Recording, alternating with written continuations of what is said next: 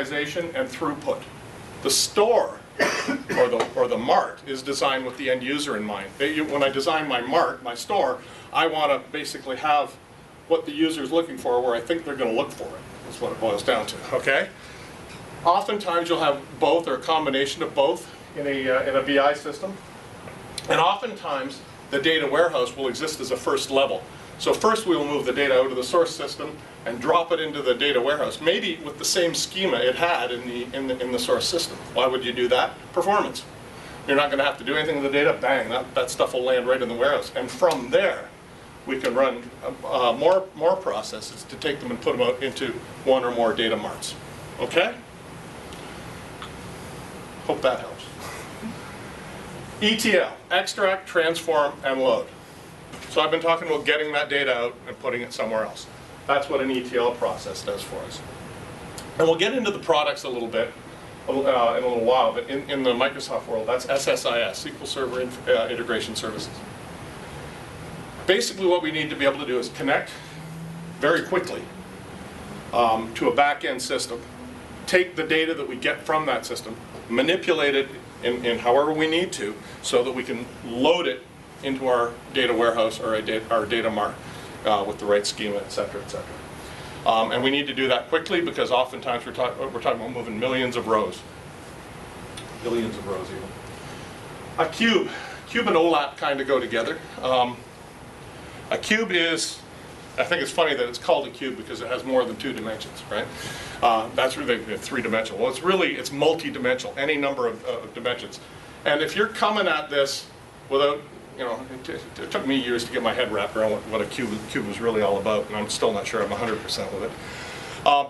Basically, I want to be able to look at my data any number of ways. So I want to be able, I've got sales figures as an example, that's classic.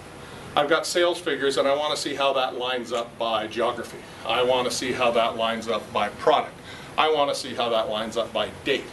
Maybe I want to see how that all lines up with a combination of the two and break all that stuff down. What a cube does is basically let us store all of the possible aggregations of those intersections in an indexed way. So that when I say, what was the sales figure for North America in the 3rd quarter of 2008 for shoes? It can go to a particular spot in its store and get that information out for me like that. Okay? That's what a cube is all about. An OLAP, Online Analytical Processing, is simply the engine that supports the cube. The cube is the container, OLAP is the engine. Okay? The other term you see thrown around a lot that I thought might not be obvious to people, especially given the product Power Pivot, which hopefully we'll get to a demo of it in a little bit, is pivot. And what's pivoting all about? Well, it's the act of looking at that data in different ways. I'm looking at it this way. I decide I want to pivot and look at it from another perspective. That's what I'm doing. I'm just basically saying, now I want to look at it by geography. Now I want to look at it by sales. All right, now that we got that stuff out of the way, this wouldn't be a SharePoint presentation if I didn't put the pie up, right? That's the old pie. That's the 2007 pie. In the 2007 pie, and this is kind of why I'm here, right? Business intelligence.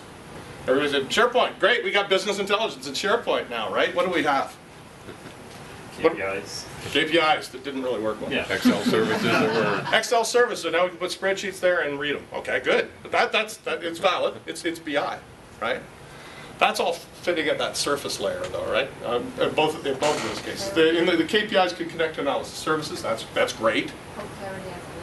Oh, that was part of Performance Point. Now it is. An add-in product. In 2007, Performance Point was an add-on. It required SharePoint. Yeah, oh, I know. I feel sorry for you. It was designed for SQL 2005. Yeah. Well, Martina and I both have certifications in it. We went through the slings and arrows, and then they went and pulled that whole piece of it out of there. But which was actually, from our perspective, wasn't bad because that's the planning piece. It was kind of outside of the whole BI spectrum. But it had some enabling technology, and it certainly had a platform, right? I could put Excel files in SharePoint. I'm getting data out that way, to your point, Excel services. And it had reporting services with an integrated mode, right? Eventually, with what was it, SP2 of 2001. But it wasn't really business intelligence, was it? It was a few supporting technologies. So the wise marketing gurus decided when they came out with 2010, that was my first exposure to 2010. My first slide that went up, here's SharePoint 2010, I was like, oh boy, you renamed the pie, right? Which is what they did, right? It became Insights, which is a little less business specific. So people aren't expecting to see business intelligence in SharePoint 2010, although Performance Point is in it, right? So it is actually more of a business intelligence product, or has more business intelligence features, but it doesn't have all of them, right? It doesn't have everything you need. What it is a great platform with a bunch of extra features in it. So,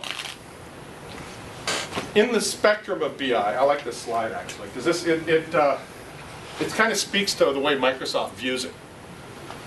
Traditionally, we've had this in the BI world, right? We've had the backroom guys, the guys in the white coats, the guys who crunch numbers, the guys who produce reports when you ask them to. Say, why did this happen? And they go away for a while. And they come back and they say, here's the paper. Well, can we look at it by this? Okay, and I'll go away for a while. And they come back with the report, right? Which is great. You got smart people going through your data, getting that stuff. You've got the tools to do it, but it's a bit like driving while looking in the rearview mirror, isn't it? Right? It doesn't help you right now, right? And there's usually a big lag.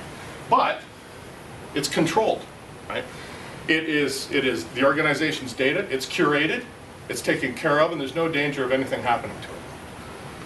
But the problem with it is, it's taking so long to do, people are using what's called personal BI, which has been around for years. I asked you what the most popular BI tool out there was. It was Excel. That's personal BI, isn't it?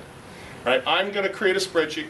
I'm going to pull the data from that back-end system if the gods of IT allow me to connect to any of the data and read it. I'm going to bring it down. I'm going to mash it up. I'm going to crunch it. I'm going to do what I need to do with it. And then what am I going to do with that? I'm going to email it, right? I'm going to send it to people. And oh, I don't like this. And suddenly you've got, of course, and this is no different. You're SharePoint people. You know about document management. And it's the same issue with document management. In the BI world, we talk about spread marks, right? Excel files that are lying all over the place with the organization's data. From a product standpoint, of course, I'm talking about Excel, so I'll throw the logo up there. Organizationally, Microsoft's always, or for a long time anyway, I shouldn't say always, for a long time had a fairly strong set of tools on the organizational BI, right? SQL Server, you've got analysis services, you've got reporting services, you've got integration services that I mentioned before. What's really cool is SharePoint, right? SharePoint does this. It bridges that gap, and you get what's called Team BI. So sure, I still got the guys in the white coats that can build me the cubes, but now SharePoint can connect to those cubes, and connect to those reports, and do those things, and expose the results of that to the users in a much more connected fashion. Conversely, users can do the personal BI. They can take spreadsheets and mock them up and do what they need to do with them. Publish them out here in a controlled fashion with version control and authoring and with workflow, right? I can use those spreadsheets to publish out into dashboards if I want to. We'll see a little bit of that in a little while. And if these things get to be popular enough and they need to scale better than what they can do with just Excel services, we can move them out into cubes. This gets even more compelling with Power Pivot, and you can start to analyze basically multi-dimensional data on this side and have it moved over to here. All right? That's, again, from a Microsoft standpoint, I think that's what their secret sauce is, that and their price. I've probably done it to death a little bit, but it's probably, I love this slide, and we've had this slide going for years. You can probably tell from, or for a long time, you can probably tell from these screens. But here's that basic principle once again. Any number of source systems, right? Crunching it through integration services, populating things out into data warehouses and data marts, using, again, these back-end tools. This is all SQL stuff, or at least this part is. I think it's kind of funny that SQL isn't even in that list. But, this is a Microsoft slide that I chewed up a little. Basically, you can use these tools to produce these front-end screens, if you will, right? And you can use Office to go against this stuff.